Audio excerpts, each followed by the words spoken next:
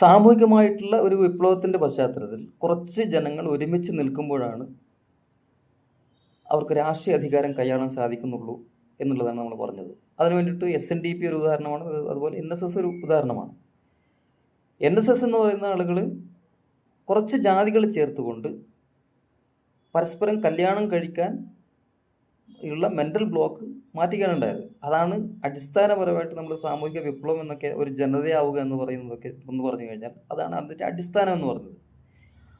അതേപോലെ SNDP ആണെങ്കിലും അതുപോലെ തന്നെ കുറേയധികം ജാതികൾ ഒരുമിച്ച് ചേർത്തുകൊണ്ട് അവർക്ക് പരസ്പരം കല്യാണം കഴിക്കാനുള്ള ബുദ്ധിമുട്ടൊന്നും അവർക്കില്ല. അതുകൊണ്ടാണ് സാമൂഹിക വിപ്ലവം എന്ന് പറയുന്നത്. കാരണം ഹിന്ദു മതത്തിനെ സംബന്ധിച്ചിടത്തോളം ജാതികൾ തമ്മിൽ കല്യാണം കഴിക്കുന്നത് വലിയ പ്രശ്നമാണ്. പക്ഷെ അവർക്കത് പറ്റി, കുറച്ച് പേരെ ഒരുമിച്ച് നിർത്താൻ പറ്റി. അപ്പോൾ NSSന് അങ്ങനെ ഒരു പ്രത്യേകമായിട്ടുള്ള സോഷ്യൽ ഫിലോസഫി ഉള്ളതായിട്ടൊന്നും എനിക്കറിയത്തില്ല. ഹിന്ദുമതം തന്നെയാണ്, അവർ പറയുന്നത് തന്നെയാണ്.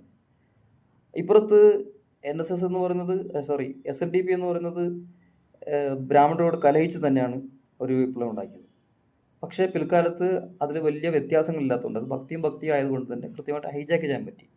അതുകൊണ്ട് തന്നെ അവർക്ക് ന്യൂനതകളുണ്ടെന്ന് പറഞ്ഞു. അതായത് ആരാണോ ഹിന്ദു മതം ഉണ്ടാക്കിയത്, ആരാണോ അതിൻ്റെ നേതൃസ്ഥാനത്തിരിക്കുന്നത്, അതിൻ്റെ നിയമങ്ങൾ അവർക്ക് പാലിക്കുകയും വേണം ഒരേ സമയത്ത്. അതേസമയത്ത് ഇപ്പുറത്ത് നമ്മൾ പട്ടിക വിഭാഗത്തെ നോക്കിക്കഴിഞ്ഞാൽ, SC STകൾ നോക്കിക്കഴിഞ്ഞാൽ അത്തരത്തിലൊരു വിപ്ലവം നടന്നിട്ടില്ല. ഇപ്പോഴും പരസ്പരം കല്യാണം കഴിക്കുമ്പോൾ ജാതി നോക്കിയിട്ട് തന്നെയാണ് കല്യാണം കഴിക്കുന്നത്. ആ ഒരു മെൻ്റൽ ബ്ലോക്ക് അവിടെ മാറിയിട്ടില്ല.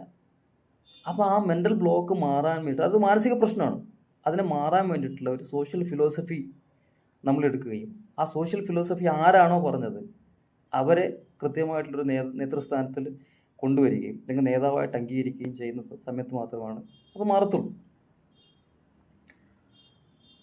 ആദ്യം അറ്റ്ലീസ്റ്റ് ഇവർ ചെയ്ത പോലെ ഈ നമ്മൾ ജാതികൾ തമ്മിലുള്ള, അതായത് SC STകളിൽ ഇരിക്കുന്ന ജാതി ഉപജാതികൾ തമ്മിലുള്ള കല്യാണങ്ങൾ ആദ്യം നടക്കട്ടെ.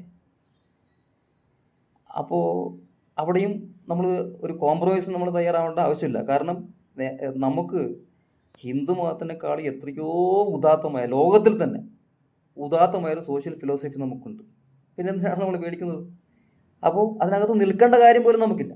അതിൽ നിന്ന് കൃത്യമായിട്ട് പുറത്തു വരികയും ആ സോഷ്യൽ ഫിലോസഫി എന്ന് പറയുന്നത് നമ്മൾ ഈ പറയുന്ന ഒരു ജനതയാകുന്നതിന് വളരെയധികം സപ്പോർട്ട് ചെയ്യുന്ന, ഈ നമ്മൾ മാത്രമല്ല ഈ ലോകത്തെ തന്നെ, അതായത് ഈ SC ST മാത്രമല്ല, ഇനിയിപ്പം നമ്മളെ അവർ അംഗീകരിക്കാനും അവരെ ഞങ്ങൾ അംഗീകരിക്കാനും ഉള്ള തലത്തിലുള്ള ഒരു ഉദാത്തമായിട്ടുള്ളൊരു സോഷ്യൽ ഫിലോസഫി നമ്മുടെ കയ്യിൽ ഒരുക്കുമ്പോഴാണ് നമ്മളിത് ഒന്നും ചെയ്യാതെ നിൽക്കുന്നത്.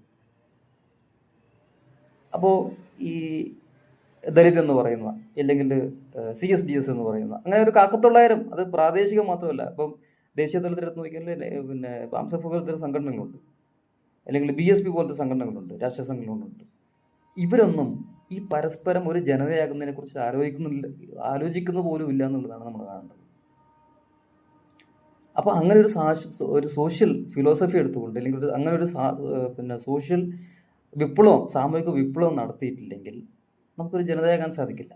ആ ജനതയാകാത്തിടത്തോളം കാലം നമുക്ക് രാഷ്ട്രീയ അധികാരി ആകാനും സാധിക്കുന്നില്ല എന്നുള്ളൊരു പരമാർത്ഥമാണ്.